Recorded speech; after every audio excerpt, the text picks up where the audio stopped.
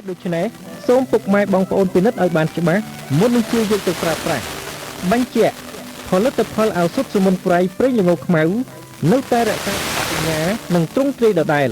ដោយមានស្ថិតតែលើទូរស័ព្ទរបស់ក្រុមហ៊ុនតែមួយគត់នៅលើសំបកដបគឺលេខ012 33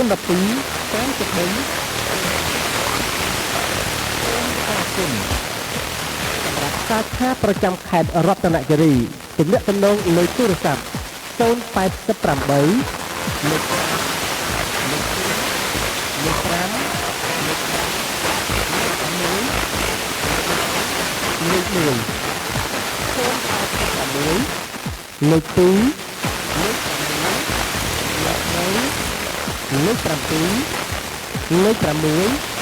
លេខ5 017លេខ3